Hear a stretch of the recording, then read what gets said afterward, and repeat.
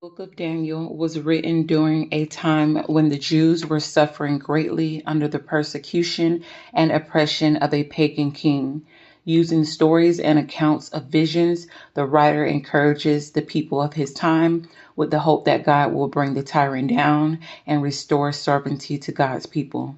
The book has two main parts: stories about Daniel and some of his fellow exiles who, through their faith in God and obedience to Him, trumped over their enemies. These stories are set in the time of the Babylonian and Persian empires.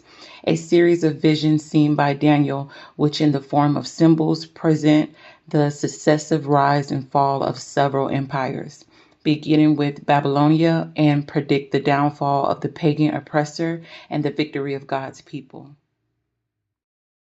The story of Daniel and his friends. Chapter 1. In the third year that Joachim was king of Judah, King Nebuchadnezzar of Babylonia attacked Jerusalem and surrounded the city. The Lord let him capture King Joachim and seize some of the temple's treasures.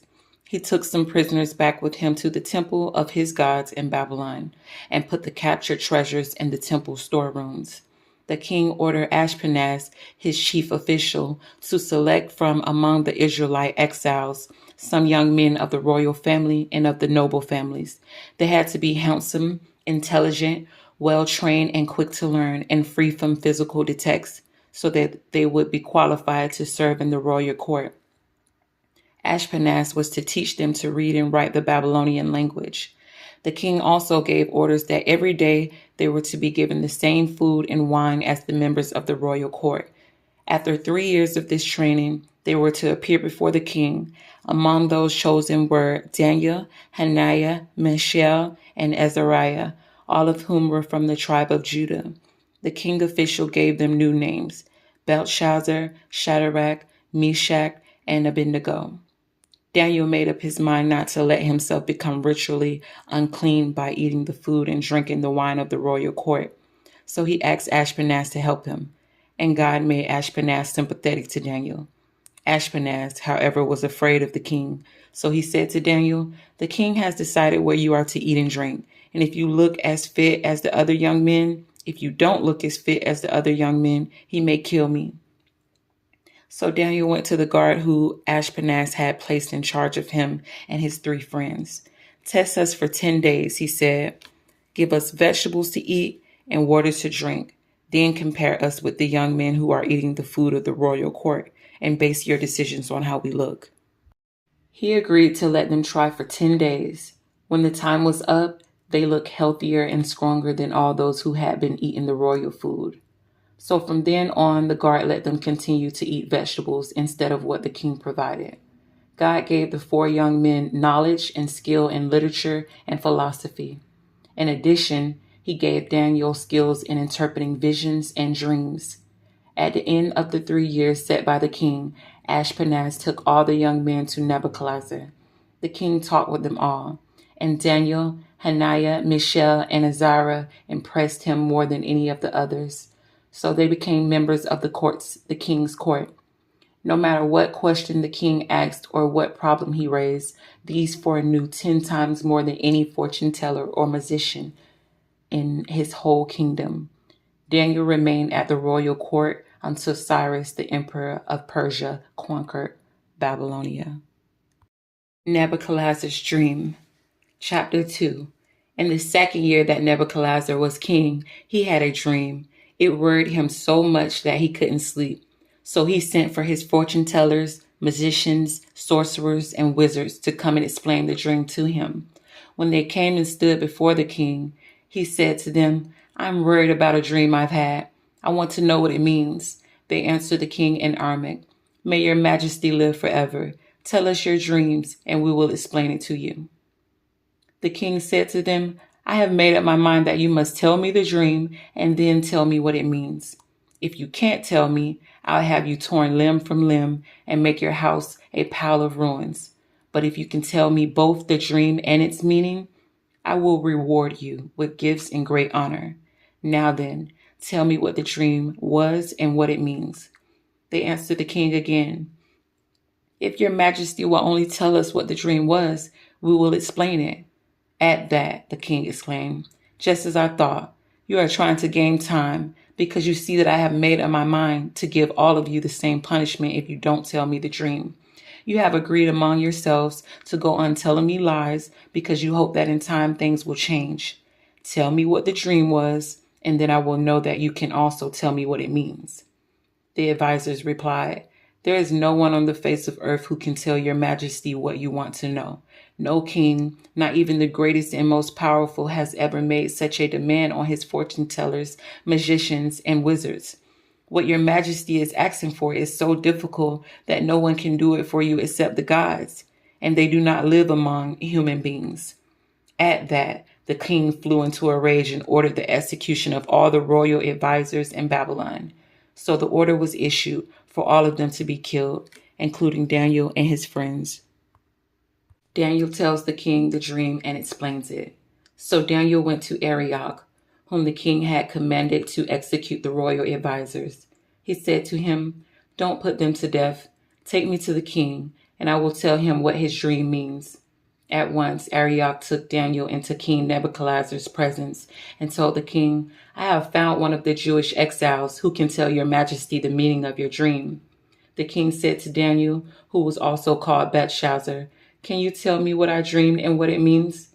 Daniel replied, "Your majesty, there is no wizard, magician, fortune teller, or astrologer who can tell you that, but there is a God in heaven who reveals mysteries.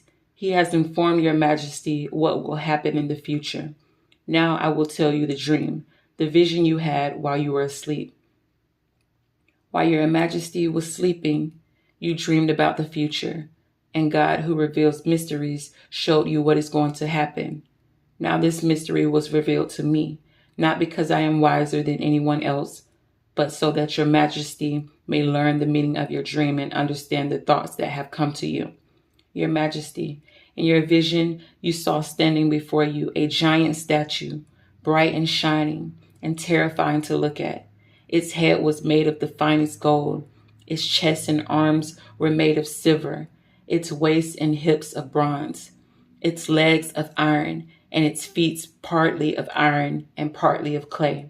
While you were looking at it, a great stone broke loose from a cliff without anyone touching it, struck the iron and clay feet of the statue and shattered them. At once the iron, clay, bronze, silver, and gold crumbled and became like the dust on a threshing place in the summer. The wind carried it all away, leaving not a trace, but the stone grew to a mountain that covered the whole earth. This was the dream. Now I will tell your majesty what it means. Your majesty, you are the greatest kings of all. The God of heaven has made you emperor and given you power, might, and honor. He has made you ruler of all the inhabited earth and ruler over all the animals and birds. You are the head of gold. After you, there will be another empire, not as great as yours, and after that a third, an empire of bronze, which will rule the whole earth. And then there will be a fourth empire, as strong as iron, which shatters and breaks everything. And just as iron shatters everything, it will shatter and crush all the earlier empires. You also saw that the feet and the toes were partly clay and partly iron. This means it will be a divided empire. It will have something of the strength of iron because there was iron mixed with the clay. The toes, partly iron and partly clay, mean that the part of the empire will be strong and part of it weak. You also saw that the iron mixed with the clay. This means that the rulers of the empire will try to unite their families by intermarriage, but they will not be able to any more than iron can mix with clay. At the time of those rulers, the God of heaven will establish a kingdom that will never end. It will never be conquered, but will completely destroy all those empires and then last forever. You saw how a stone broke loose from a cliff without anyone touching it, and how it struck the statue made of the iron, bronze, clay, silver, and gold. The great God is telling your majesty what will happen in the future. I have told you exactly what you dreamed and have given you its true meaning. King rewards Daniel. Then King Nebuchadnezzar bowed to the ground and gave orders for sacrifices and offerings to be made to Daniel. The king said, "Your God is the greatest of all gods, the Lord over kings, and the one who reveals mysteries. I know this because you have been able to explain this mystery." Then he gave Daniel a high position, presented him with many splendid gifts, put him in charge of the province of Babylon, and made him the head of all the royal advisors. At Daniel's request, the king put Shadrach, Meshach, and Abednego in charge of the affairs of the province of Babylon. Daniel, however, remained at the royal court. Nebuchadnezzar commands everyone to worship a gold statue. Chapter 3. King Nebuchadnezzar had a gold statue made 90 feet high and 9 feet wide, and he had it set up in plain of Dura in the province of Babylon. Then the king gave orders for all his officials to come together: the princes, governors, lieutenant governors, commissioners, treasurers, judges, magistrates, and all the other officials of the province.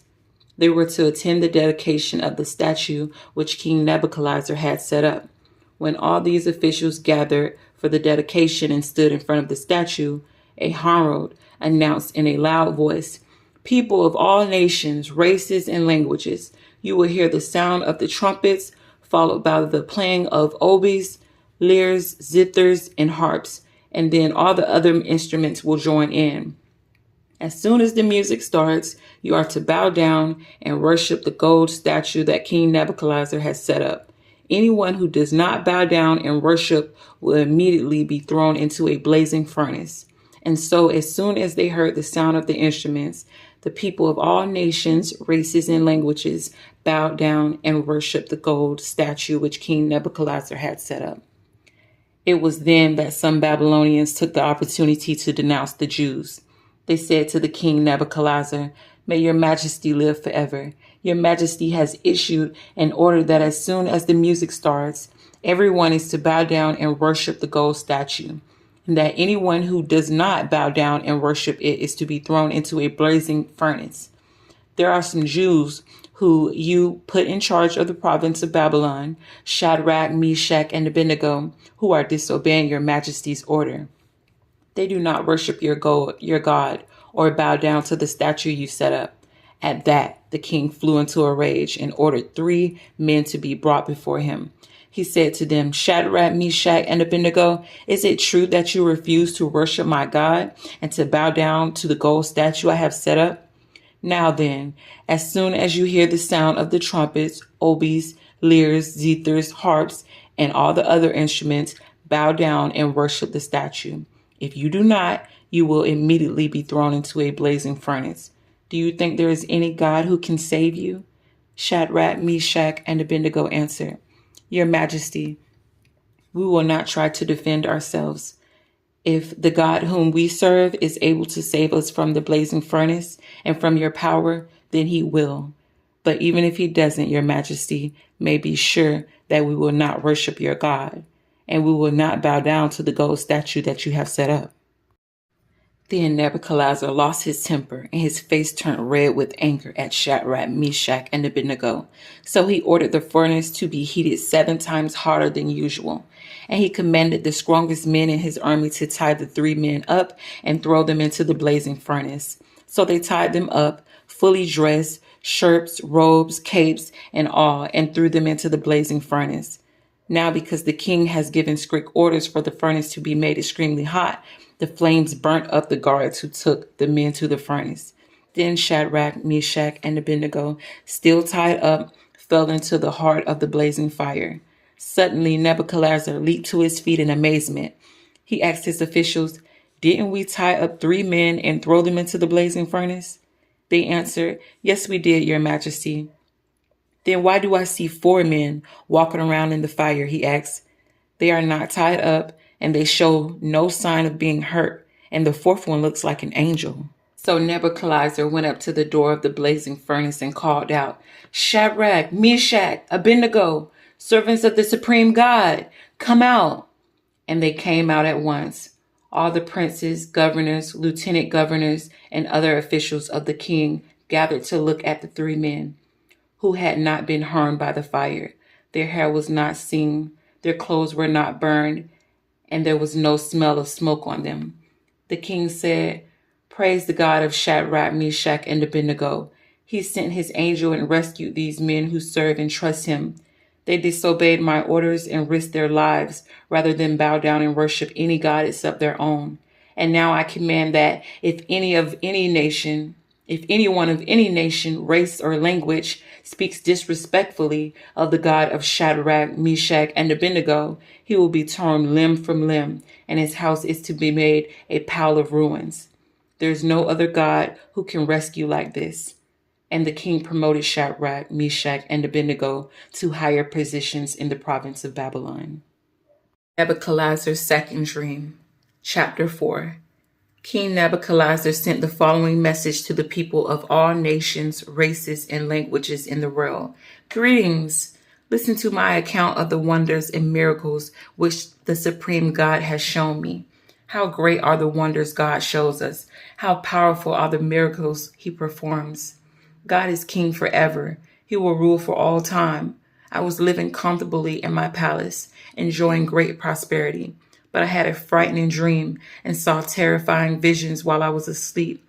I ordered all the royal advisors in Babylon to be brought to me so that they could tell me what the dream meant. Then all the fortune tellers, magicians, wizards, and astrologers were brought in, and I told them my dream, but they could not explain it to me. Then Daniel came in. He is also called Belshazzar, after the name of my God. The spirit of the holy gods is in him. So I told him what I had dreamed. I said to him, "Belshazzar, chief of the fortune tellers, I know that the spirit of the holy gods is in you, and that you understand all mysteries. This is my dream. Tell me what it means." While I was asleep, I had a dream of a huge tree in the middle of the earth. It grew bigger and bigger until it reached the sky and could be seen by everyone in the world. Its leaves were beautiful, and it was loaded down with fruit, enough for the whole world to eat. Wild animals rested in its shade, birds built nests in its branches, and every kind of living animal ate its fruit. Every kind of living being ate its fruit. While I was thinking about the vision, I saw coming down from heaven an angel, alert and watchful. He proclaimed in a loud voice, "Cut the tree down and chop off its branches. Strip off its leaves and scatter its fruit. Drive the animals from under it and the birds out of its branches, but leave the stump in the ground with a band of iron and bronze around it. Leave it there in the field with the grass. Now let the dew fall on this man, and let him live with the animals and the plants. For 7 years he will not have a human mind, but the mind of an animal. This is the decision of the alert and watchful angels.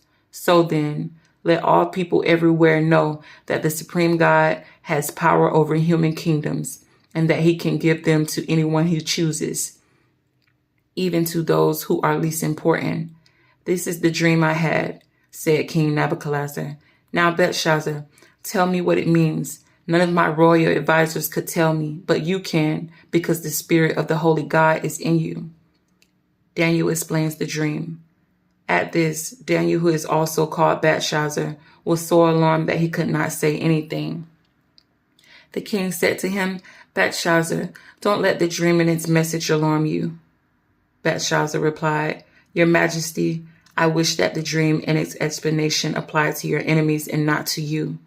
The tree, so tall that it reached the sky, could be seen by everyone in the world. Its leaves were beautiful, and it had enough fruit on it to feed the whole world. Wild animals rested under it, and birds made their nests in its branches. Your Majesty, you are the tree, tall and strong. You have grown so great that you reach the sky, and your power extends over the whole world. While your Majesty was watching, an angel came down from heaven and said, 'Cut down the tree and destroy it, but leave the stump in the ground. Wrap a band of iron and bronze around it and leave it there in the field with the grass. Let the dew fall on this man and let him live there with the animals for 7 years.' This is what it means, Your Majesty, and this is what the Supreme God has declared will happen to you. You will be driven away from human society and live with wild animals. For 7 years, You will eat grass like an ox and sleep in the open air where the dew will fall on you. Then you will admit that the Supreme God controls all human kingdoms and that he gives to whoever he chooses. The angel ordered the stump to be left in the ground. This means that you will become king again when you acknowledge that God rules all the world. So then, Your Majesty, follow my advice. Stop sinning, do what is right, and be merciful to the poor. Then you will continue to be prosperous. All this did happen to King Nebuchadnezzar. Only 12 months later, while he was walking around on the roof of his royal palace in Babylon, he said, "Look how great Babylon is. I built it as my capital city to display my power and might, my glory and majesty." Before the words were out of his mouth, a voice spoke from heaven. "King Nebuchadnezzar, listen to what I say. Your royal power is now taken away from you. You will be driven away from human society, live with wild animals, and eat grass like an ox for 7 years. Then you will acknowledge that the Supreme God has power over human kingdoms and that he can give them to anyone he chooses." The words came true immediately. Nebuchadnezzar was driven out of human society and ate grass like an ox. The dew fell on his body, and his hair grew as long as eagle feathers, and his nails as long as a bird's claw. Nebuchadnezzar praises God. "When the 7 years had passed," said the king, "I looked up at the sky, and my sanity returned. I praised the Supreme God and gave honor and glory to the one who lives forever. He will rule forever, and his kingdom will last for all time. He looks on the people of the earth as nothing. Angels in heaven and people on earth are under his control. No one can oppose his will or question what he does. When my sanity returned, my honor, my majesty, and the glory of my kingdom were given back to me. My officials and my noblemen welcomed me, and I was given back my royal power with even greater honor than before. And now I, Nebuchadnezzar, praise, honor, and glorify the King of heaven. Everything he does is right and just, and he can humble anyone who acts proudly." Belshazzar's Banquet. Chapter 5. One night King Belshazzar invited 1,000 noblemen to a great banquet, and they all drank wine together. While they were drinking, Belshazzar gave orders to bring in the gold and silver cups and bowls which his father Nebuchadnezzar had carried off from the temple in Jerusalem. The king sent for them so that he, his noblemen, his wives, and his concubines could drink out of them. At once the gold cups and bowls were brought in, and they all drank wine out of them and praised gods made of gold, silver, bronze, iron, wood, and stone. Suddenly a human hand appeared and began writing on the plaster wall of the palace, where the light from the lamps were shining most brightly. And the king saw the hand at it as it was writing. He turned pale and was so frightened that his knees began to shake. He shouted for someone to bring in the magicians, wizards, and astrologers. When they came in, the king said to them, "Anyone who can read this writing and tell me what it means will be dressed in robes of royal purple, wear a gold chain of honor around his neck, and be the third in power in the kingdom." The royal advisors came forward, but none of them could read the writing or tell the king what it meant. In his distress, King Belshazzar grew even paler, and his noblemen had no idea what to do. The queen mother heard the noise by the king and his noblemen and entered the banquet hall. She said, "May your majesty live forever. Please do not be so disturbed and look so pale. There is a man in your kingdom who has the spirit of the holy gods in him. When your father was king, this man showed good sense, knowledge, and wisdom like the wisdom of the gods. And King Nebuchadnezzar, your father, made him chief of the fortune tellers, magicians, wizards, and astrologers. He has unusual ability and is wise and skillful in interpreting dreams, solving riddles, and explaining mysteries. So send for this man Daniel, whom the king named Belshazzar, and he will tell you what all this means." Daniel was brought at once into the king's presence, and the king said to him, "Are you Daniel, that Jewish exile whom my father the king brought here from Judah? I have heard that the spirit of the holy gods is in you, and that you are skillful and have knowledge and wisdom. The advisors and magicians were brought in to read this writing and tell me what it means, but they could not discover the meaning. Now I have heard that you can find hidden meanings and explain mysteries. If you can read this writing and tell me what it means, you will be dressed in robes of royal purple, wear a gold chain of honor around your neck, and be the third in power of the kingdom. Daniel replied, "Keep your gifts for yourself or give them to someone else. I will read your majesty what has been written and tell you what it means. The supreme God made your father Nebuchadnezzar a great king and gave him dignity and majesty. He was so great that people of all nations, races, and languages were afraid of him and trembled. If he wanted to kill someone, he did. If he wanted to keep someone alive, he did. He honored or disgraced anyone he wanted to. But because he became proud, stubborn, and cruel, he was removed from his royal throne and lost his place of honor. He was driven away from human society, and his mind became like that of an animal. He lived with wild donkeys, ate grass like an ox. He slept in the open air with nothing to protect him from the dew. Finally, he admitted that the supreme God controls all human kingdoms and can give them to anyone he chooses. But you, his son, have not humbled yourself. Even though you knew all this, you acted against the Lord of heaven and brought in the cups and bowls taken from his temple. You, your noblemen, your wives, and your concubines drank wine out of them and praise gods made of gold, silver, bronze, iron, wood, and stone. Gods that cannot see or hear and that do not know anything. But you did not honor the God who determines whether you live or die and who controls everything you do. That is why God has sent the hand to write these words. This is what was written: number, weight, divisions. And this is what it means: number. God has numbered the days of your kingdom and brought it to an end. Weight. You have been weighed on the scales and found to be light. Divisions. Your kingdom is divided up and given to the Medes and Persians. Immediately Belshazzar ordered his servants to dress Daniel in a robe of royal purple and to hang a gold chain of honor around his neck. And he made him the third in power in the kingdom. That same night, Belshazzar, the king of Babylonia, was killed, and Darius the Mede, who was then 62 years old, seized the royal power. Daniel in the Pit of Lions. Chapter 6. Darius decided to appoint 120 governors to hold office throughout his empire. In addition, he chose Daniel and 2 others to supervise the governors and to look after the king's interests. Daniel soon showed that he could do better work than the other supervisors or the governors. Because he was so outstanding, the kings considered putting him in charge of the whole empire.